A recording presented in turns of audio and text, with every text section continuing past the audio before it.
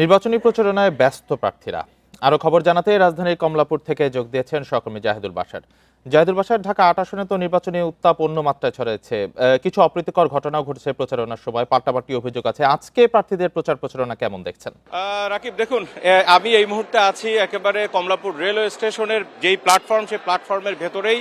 আমার পেছনে যদি একটু দেখায়, এখানে এই যে জটলা দেখতে পাচ্ছেন, এখানে এই আসনের অর্থাৎ ঢাকার এই ৮ নম্বর আসনের যিনি শাপলাকলির অর্থাৎ 10 দলীয় জোটের যেই প্রার্থী রয়েছেন, শাপলাকলি এনসিপি নেতা, এনসিপির মুখ্য সমন্বয়ক নাসির উদ্দিন পাটোয়ারি, তিনি এখানে রয়েছেন।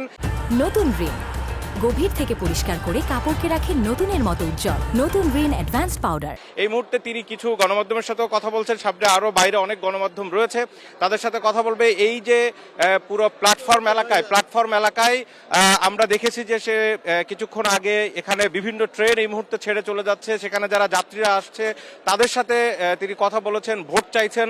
এবং আমরা যেটি দেখেছি যে নাসির উদ্দিন পাটোয়ারি সেই শুরু থেকে, বিশেষ করে প্রচারণা শুরু থেকে এখন পর্যন্ত তিনি খুব যেই সীমিত সংখ্যক আশ্বাস যেটি দিচ্ছেন, সেটি খুব বড় আশ্বাস নয়। তাদের মূল বক্তব্য হচ্ছে যে এই এলাকার মানুষ, একটু আগেও বলছিলেন যে এলাকার মানুষ বিগত দিনে যেসব বিষয়গুলোতে ভুক্তভোগী, সেই বিষয়গুলোতে তারা সবচেয়ে বেশি জোর দেবেন। একই সাথে বিভিন্ন এলাকার বিভিন্ন ধরনের সমস্যা রয়েছে, এলাকা ভিত্তিক যে সমস্যা, সেটি থেকে তারা জোর দেবেন। আরেকটি বিষয়, এখানে আমরা দেখেছি যেহেতু এটি একটি স্টেশন এলাকা, এখানে বিভিন্ন ধরনের যাত্রীরা রয়েছেন, এখানে বিভিন্ন এলাকার ভোটাররা রয়েছেন, কারণ তারা বিভিন্ন দিকে যাচ্ছেন এই কমলাপুর রেলওয়ে স্টেশন থেকে। সুতরাং তাদের কাছে যখন ভোট চাইছে, আমরা দেখছিলাম যে যার যার এলাকায় শাপলাকলি প্রতীক বা এই যে জোটের যারা রয়েছে, জামাত সহ অন্যদের, তাদেরকে ভোট দেওয়ার জন্য এখানে আহ্বান জানানো হচ্ছে।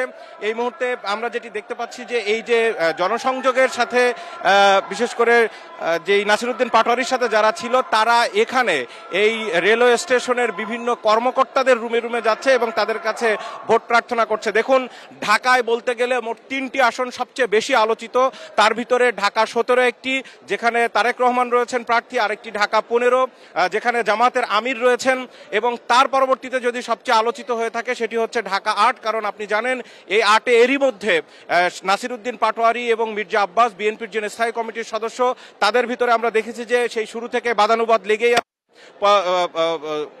তারা কথা বলছেন, একজন আরেকজনকে উত্তর দিচ্ছেন আরেকজন। সেটি আমরা দেখেছি গতকালকে নাসির উদ্দিন পাটোয়ারির উপরে হামলা হয়েছে, বিশেষ করে এখান থেকে কাছে শান্তিনগর এলাকায়। সুতরাং সেইগুলোর জবাব তারা দিচ্ছেন বিভিন্নভাবে।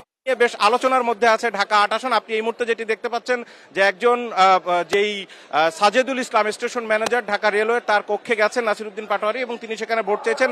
আমরা কিছুক্ষণ পরে এখান থেকে মির্জা আব্বাসের যেই জনসংযোগ, সেখানে যাব। তিনিও কিছুক্ষণের মধ্যে জনসংযোগের জন্য নামবেন। আর ঢাকা 8 আসন নিয়ে যদি বলি, এটিকে বলা হয় এক সময় যারা প্রচার চালাতেন তারাই বলতেন যে এটি ঢাকার হৃৎপিণ্ড, অর্থাৎ এই আসনটিকে। কারণ আপনি জানেন যে ঢাকা 8 আসনের ভিতরে সবচেয়ে গুরুত্বপূর্ণ অনেকগুলো স্থাপনা আছে। এই আসনের ভিতরে ঢাকা বিশ্ববিদ্যালয়, বুয়েট, এই আসনের মধ্যে ঢাকা মেডিকেল কলেজ, এই আসনের ভিতরে হাইকোর্ট এলাকা রয়েছে, এখানে পুরো মতিঝিলের যে বাণিজ্যিক এলাকা সেটি রয়েছে। সুতরাং অনেকগুলো কারণে এই ঢাকা 8 আসন গুরুত্বপূর্ণ। এবং মির্জা আব্বাস দুইবারের কিন্তু সংসদ সদস্য, তিনি মন্ত্রী ছিলেন, অবিভক্ত ঢাকার তিনি মেয়র ছিলেন। সুতরাং তার মতো একজন অভিজ্ঞ রাজনীতিবিদের সাথে নাসির উদ্দিন পাটোয়ারিকে টেক্কা দিতে হচ্ছে এবং ভোটের মাঠে কিন্তু সেটি আরো বেশি স্পষ্ট হবে। এই মুহূর্তে আবিব নাসির উদ্দিন পাটোয়ারির সাথে যারা রয়েছেন এবং তার সাথে যারা রয়েছেন তাদের সাথে আমরা কথা বলেছি। এখানে কিন্তু সবার একই বক্তব্য এবং এখানে যারা ভোটার রয়েছেন তারা প্রত্যেকে বলছেন এক পেশে নির্বাচন হওয়ার কোনো সুযোগ নেই। সুতরাং সেখানে ব্যাপক প্রতিদ্বন্দ্বিতাপূর্ণ একটি নির্বাচন হবে, সেই কথা কিন্তু এখানে ভোটাররা বলছেন। আর এই ভোটারদের আমরা যেটি দেখেছি, বিশেষ করে এই কমলাপুর রেলওয়ে স্টেশনের আগে খিলগাঁও বা এই যে বিশেষ করে আপনার শান্তিনগরের বিভিন্ন এলাকায় যেখানে গ্যাসের সংকট রয়েছে, পানির সংকট রয়েছে, তারা এমপি প্রার্থী যারা রয়েছেন তাদের কাছে কিন্তু সেইভাবে প্রত্যেকের যে সংকটগুলো তুলে ধরে তারা তাদের দাবি দাবাগুলো প্রকাশ করছেন।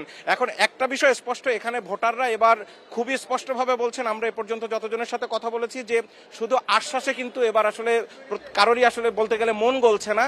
তাদের বক্তব্য, তারা একেবারে নির্বাচনের আগের দিন পর্যন্ত বিচার বিশ্লেষণ করছেন এবং কারণ ভোটাররা বলছেন যে এ ধরনের মিথ্যা আশ্বাস দেখতে দেখতে তারা অনেকেই কিন্তু অভ্যস্ত হয়ে গেছেন। সুতরাং বাস্তবতাটা তারা পরীক্ষা করতে চাচ্ছেন। আরেকটি বিষয়, অনেকেই যারা একটু কম শিক্ষিত বা যারা একটু খোঁজ খবরের বাইরে থাকেন, যারা একটু অজপাড়াগার ভোটার রয়েছেন, তাদেরকে অনেকেই বলেন যে মূর্খ ভোটার বা তারা খোঁজ খবর রাখেন না। কিন্তু এবার মাঠের পরিস্থিতি একেবারে ভিন্ন। শিক্ষিত হোক বা না হোক, আমরা দেখেছি যে ভোটাররা অন্তত ভোটের ব্যাপারে যথেষ্ট সচেতন এবং তারা সবকিছুই খবর রাখেন। সুতরাং যোগ্য প্রার্থীর দিকেই তারা আগামী দিনে ভোট দেবেন, তেমনটা বলছেন। কমলাপুর থেকে নির্বাচনী প্রচারণার খবর জানাচ্ছিলেন সহকর্মী জাহিদুল বাশার।